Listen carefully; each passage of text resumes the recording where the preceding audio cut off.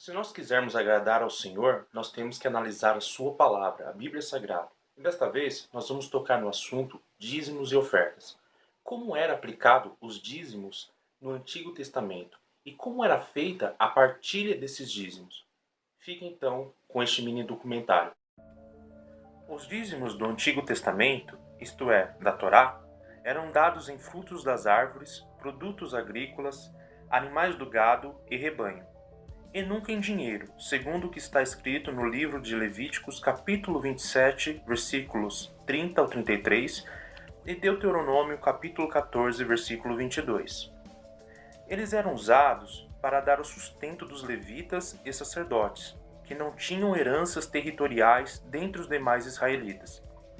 Eles trabalhavam todos os dias na tenda da congregação, enquanto peregrinavam pelo deserto e depois no templo de Deus em Jerusalém. No livro de Neemias, capítulo 18, versículo 23 ao 26, aprendemos como era feito essa partilha. Os dízimos da nação de Israel eram entregues aos levitas, ou seja, todos que trabalhavam na tenda da congregação. Como vimos, a tribo de Levi não possuiria terra alguma, portanto, usufruiria dos dízimos das demais tribos de Israel. Nos versículos 25 ao 28, vemos como o sacerdote receberia o seu sustento. O Senhor disse a Moisés que os levitas receberiam os dízimos das demais tribos e desse dízimo retiraria a 10ª parte para o sustento do sacerdote, ao qual se denominou o dízimo dos dízimos. Para melhor explicação, podemos dizer que o sacerdote receberia o dízimo apenas da tribo de Levi, pois todos que trabalhavam na tenda da congregação eram remunerados, ou seja, tinham salários. Nos dias de hoje, é como se todos os intercessores, os irmãos que trabalham nos ajustes do som, os cantores, instrumentistas, aqueles que trabalham na divulgação, os evangelistas, obreiros, diáconos, bispos, enfim, todos recebessem salários dos dízimos. E após recebê-los, apenas eles separariam seus dízimos ao sacerdote, como está no versículo 28 da parte B. Se nos dias de hoje querem seguir o modelo dos dízimos do Antigo Testamento, a pergunta a ser feita é: todos que trabalham no templo são remunerados? Ou esse é apenas o privilégio de uma só família? Podemos observar que no Antigo Testamento não se dava dízimos em dinheiro, mas em alimento, como está escrito em Deuteronômio capítulo 14, versículo 22 ao 26. Você sabia que os dízimos eram comidos? Sabia também que os israelitas vendiam seus dízimos por certas circunstâncias? Já falaram sobre isso na sua igreja?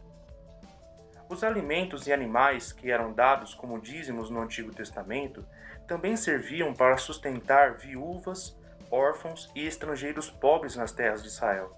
Deuteronômio capítulo 14, versículo 27 e 29. No livro de Deuteronômio capítulo 26, versículo 12, vemos os dízimos sendo entregues aos levitas, aos estrangeiros pobres, aos órfãos e às viúvas, no ano terceiro, que é a dos dízimos. Com todo este histórico, vemos que o dízimo bíblico era unicamente para alimentar pessoas. Já outros tipos de arrecadação eram feitos para situações diferentes. O rei Davi, por exemplo, quando quis construir o templo para Deus em Jerusalém, não pediu dízimos, até porque Deus não ensina a dar dízimos em dinheiro nas Escrituras no Antigo Testamento. Davi pede então ofertas voluntárias, como está escrito em 1 Crônicas, capítulo 29, versículo 1 ao 6.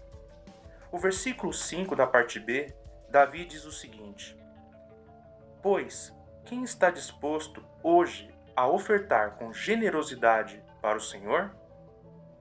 No Novo Testamento, vemos no livro de Marcos, capítulo 12, versículos 41 ao 44, a oferta da viúva pobre, aonde Jesus estava sentado diante do gasofilácio, observando como o povo lançava ali o dinheiro.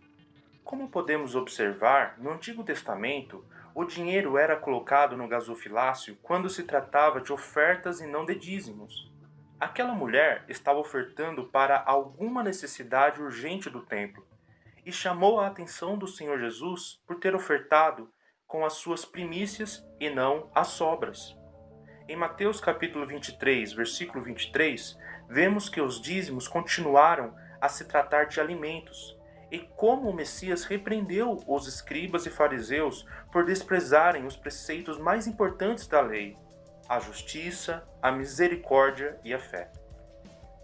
No próximo vídeo, vamos aprender o que significa primícia na Bíblia Sagrada e se é correto ou não o pedido desse novo tributo nas igrejas. E então, queridos, esse modelo do Antigo Testamento, ele tem sido aplicado aí onde você congrega?